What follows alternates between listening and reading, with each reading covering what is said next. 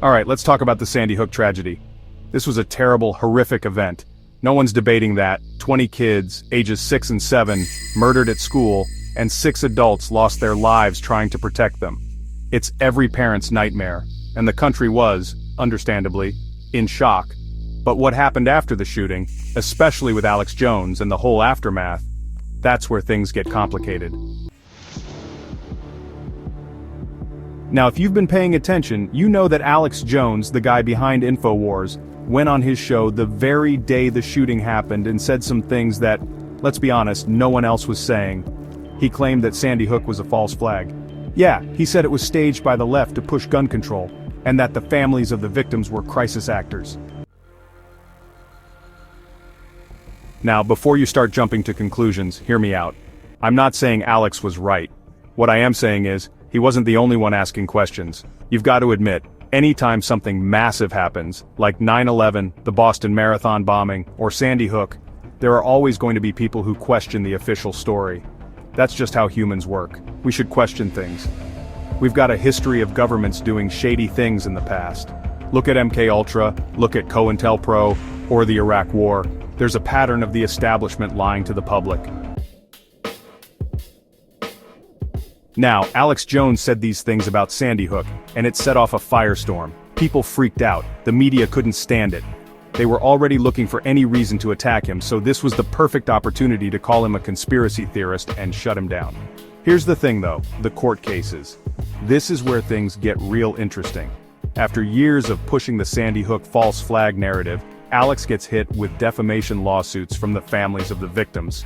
And then, during the trial, something wild happens. His lawyers accidentally send over his full phone records. Yeah, instead of just the Sandy Hook related stuff, they send over everything. They send over all of his text messages, all of his internal communications. And guess what? It's all in there.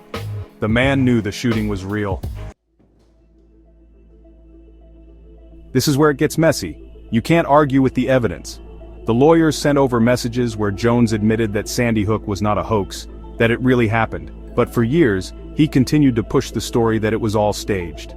And look, I've seen this before. It's the same kind of thing we see with media personalities and politicians who go down a rabbit hole, and at some point, they get too far into it. At that point, the truth doesn't matter. It's all about saving face, doubling down, and defending your position, even when you know deep down you're wrong. And here's where it gets even more insane. He continues to push the Sandy Hook narrative because it got him attention. You've got to remember, Alex Jones built an empire on being the guy who questions everything.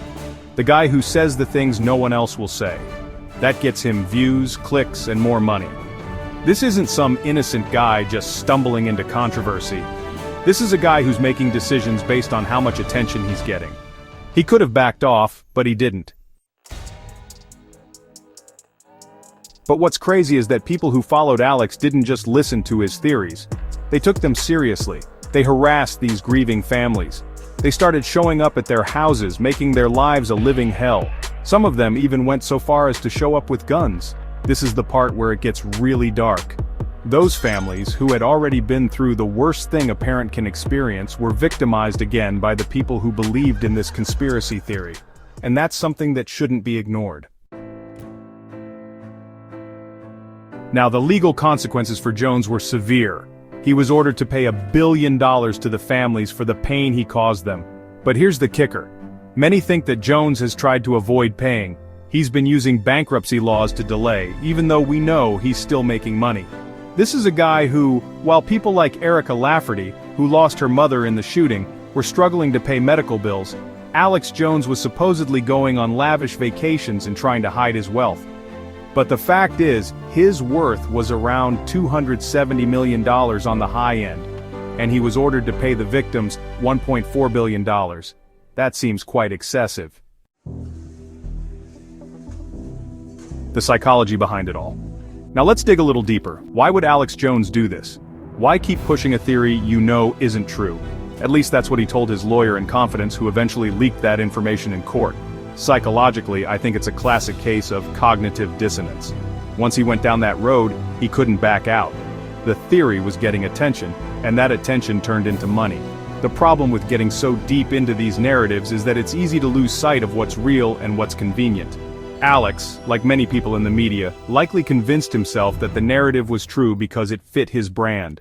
And brands, whether they're political or media brands, don't thrive on backing down. Was Jones actually wrong? Now here's where it gets tricky. Was Jones totally wrong to question the narrative, or was he wrong to perpetuate it even after he knew the truth? A lot of people, myself included, think we should be able to question the official stories. It doesn't matter what side of the political spectrum you're on, we should have the ability to ask tough questions. But the moment you start pushing false information that causes harm to innocent people, especially families who've been through trauma, and especially without proof, that's when things go too far. But when the media and politics come into play, things get a bit dicey. Alex Jones's site went up for auction to help pay the $1.4 billion court fee to the victims. But towards the end of the auction, the government stepped in and changed the rules. They made it private even from Alex Jones. The Onion ended up placing the winning bid and bought Alex Jones's site on behalf of the families via auction to get revenge. Luckily, there was an honorable judge who stopped the transaction since he didn't personally authorize it. There are a few problems here. First, Alex had access to see the bidders of his assets up until it was about to end. Then he was blocked, and essentially fake money was placed as a bid by the victims of his rants about Sandy Hook. The final bid was based on future revenue to be made from Alex's site, not actual money. So they placed a bid without the funds with what was essentially an IOU.